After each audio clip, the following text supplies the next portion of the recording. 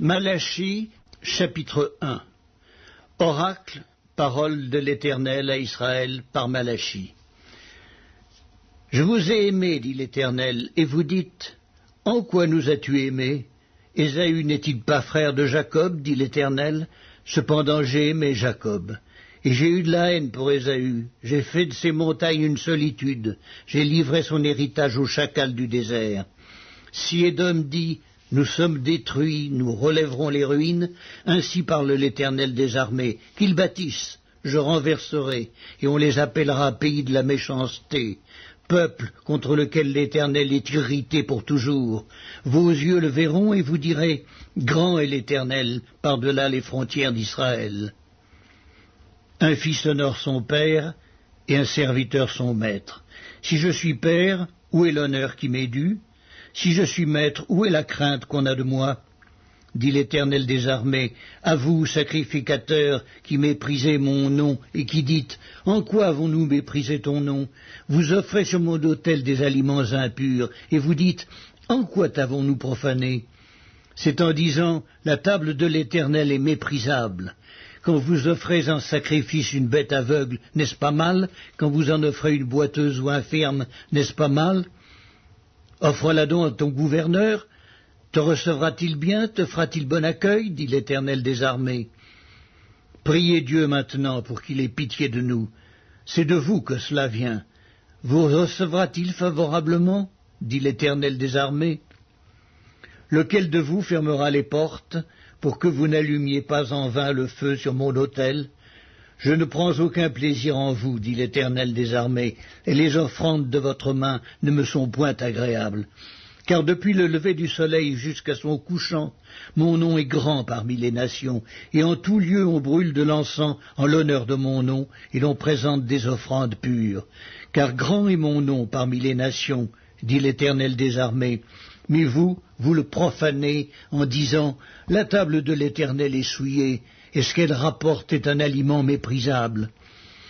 Vous dites, quelle fatigue, et vous le dédaignez, dit l'Éternel des armées. Et cependant, vous amenez ce qui est dérobé, boiteux ou infirme, et ce sont les offrandes que vous faites. Puis-je les agréer de vos mains, dit l'Éternel? Maudit soit le trompeur qui a dans son troupeau un mâle et qui voue et sacrifie au Seigneur une bête chétive, car je suis un grand roi, dit l'Éternel des armées, et mon nom est redoutable parmi les nations. Malachie, chapitre 2. Maintenant, à vous cet ordre, sacrificateurs. Si vous n'écoutez pas, si vous ne prenez pas à cœur de donner gloire à mon nom, dit l'Éternel des armées, j'enverrai parmi vous la malédiction, et je maudirai vos bénédictions. Oui, je les maudirai, parce que vous ne l'avez pas à cœur. Voici, je détruirai vos semences, et je vous jetterai des excréments au visage, les excréments des victimes que vous sacrifiez, et on vous emportera avec eux. Vous saurez alors que je vous ai adressé cet ordre, afin que mon alliance avec Lévi subsiste, dit l'Éternel des armées. Mon alliance avec lui était une alliance de vie et de paix, ce que je lui ai accordé pour qu'il me craignît. Et il a eu pour moi de la crainte, il a tremblé devant mon nom. La loi de la vérité était dans sa bouche, et l'iniquité ne s'est point trouvée sur ses lèvres. Il a marché avec moi dans la paix et dans la droiture, et il a détourné du mal beaucoup d'hommes. Car les lèvres du sacrificateur doivent garder la science, et c'est à sa bouche qu'on demande la loi, parce qu'il est un envoyé de l'Éternel des armées.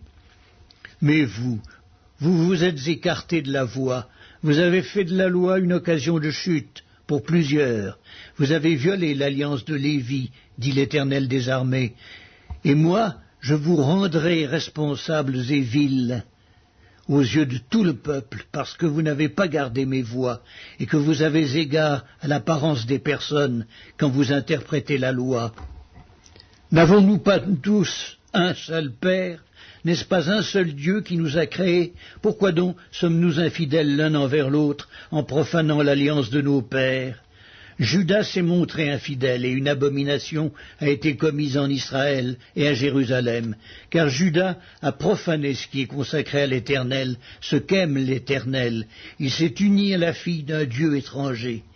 L'Éternel retranchera l'homme qui fait cela, celui qui veille et qui répond, il le retranchera des tentes de Jacob, et il retranchera celui qui présente une offrande à l'Éternel des armées.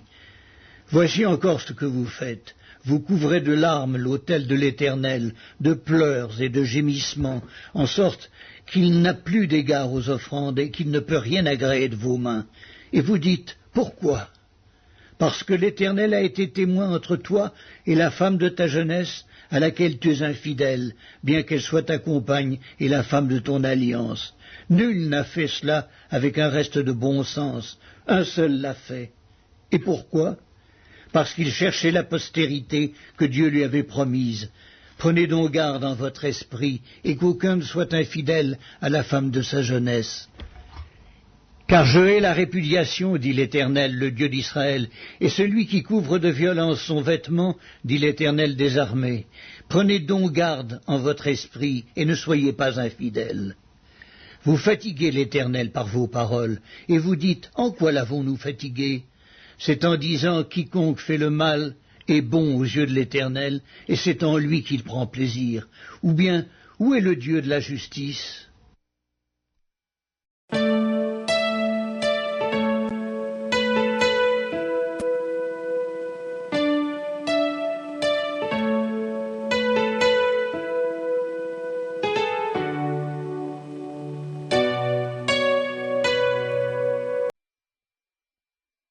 Épître de Jude. Jude, serviteur de Jésus-Christ et frère de Jacques, à ceux qui ont été appelés, qui sont aimés en Dieu le Père et gardés pour Jésus-Christ. Que la miséricorde, la paix et la charité vous soient multipliées. Bien-aimés, comme je désirais vivement vous écrire au sujet de notre salut commun, je me suis senti obligé de le faire afin de vous exhorter à combattre pour la foi qui a été transmise aux saints une fois pour toutes, car il s'est glissé parmi vous certains hommes, dont la condamnation est écrite depuis longtemps, des impies qui changent la grâce de notre Dieu en dissolution et qui renient Dieu le seul souverain et notre Seigneur Jésus-Christ. Je veux vous rappeler, à vous qui savez fort bien de choses, que le Seigneur, après avoir sauvé le peuple et l'avoir tiré du pays d'Égypte, fit ensuite périr les incrédules, qu'il a réservés pour le jugement du grand jour, enchaînés éternellement par les ténèbres, les anges qui n'ont pas gardé leur dignité, mais qui ont abandonné leur propre demeure. Que Sodome et Gomorrhe et les villes voisines qui se livrèrent comme eux à l'impudicité et à des vices contre nature, sont donnés en exemple, subissant la peine d'un feu éternel. Malgré cela, ces hommes aussi, entraînés par leur rêverie, souillent pareillement leur chair, méprisent l'autorité et injurient les gloires. Or l'archange Michel, lorsqu'il contestait avec le diable et lui discutait le corps de Moïse, n'osa pas porter contre lui un jugement injurieux. Mais il dit que le Seigneur te réprime. Eux, au contraire, ils parlent d'une manière injurieuse de ce qu'ils ignorent, et ils se corrompent dans ce qu'ils savent naturellement comme des brutes. Malheur à eux, car ils ont suivi la voie de Caïn, ils se sont jetés pour un salaire dans l'égarement de Balaam, ils se sont perdus par la révolte de Corée. Ce sont des taches dans vos agapes, faisant impudemment bonne chère, se repaissant eux-mêmes. Ce sont des nuées sans eau, poussés par les vents, des arbres d'automne sans fruits, 2 fois morts déracinés. Des vagues furieuses de la mer, rejetant l'écume de leurs impuretés. Des astres errants, auxquels l'obscurité des ténèbres est réservée pour l'éternité. C'est aussi pour eux qu'Enoch, le 7e depuis Adam, a prophétisé en ces termes, « Voici, le Seigneur est venu avec ses saintes myriades pour exercer un jugement contre tous, et pour faire rendre compte à tous les impies parmi eux de tous les actes d'impiété qu'ils ont commis, et de toutes les paroles injurieuses qu'ils ont proférées contre lui des pécheurs impies. Ce sont des gens qui murmurent, qui se plaignent de leur sort, qui marchent selon leur convoitise, qui ont à la bouche des paroles hautaines, qui admire les personnes par motif d'intérêt. Mais vous, bien-aimés, souvenez-vous des choses annoncées d'avance par les apôtres de notre Seigneur Jésus-Christ. Ils vous disaient qu'au dernier temps, il y aurait des moqueurs, marchant selon leur convoitise impie. Ce sont ceux qui provoquent des divisions, hommes sensuels, n'ayant pas l'esprit. Pour vous, bien-aimés, vous édifiant vous-même sur votre très sainte foi, et priant par le Saint-Esprit, maintenez-vous dans l'amour de Dieu, en attendant la miséricorde de notre Seigneur Jésus-Christ pour la vie éternelle. Reprenez les uns, ceux qui contestent. Sauvez-en d'autres en les arrachant au haut du feu. Et pour d'autres encore, ayez une pitié mêlée de crainte, haïssant jusqu'à la tunique souillée par la chair. Or, à celui qui peut vous préserver de toute chute et vous faire paraître devant sa gloire irrépréhensible et dans l'allégresse, à Dieu, seul sage et notre Seigneur, par Jésus-Christ notre Seigneur, soit gloire, majesté, force et puissance, et maintenant et dans tous les siècles. Amen.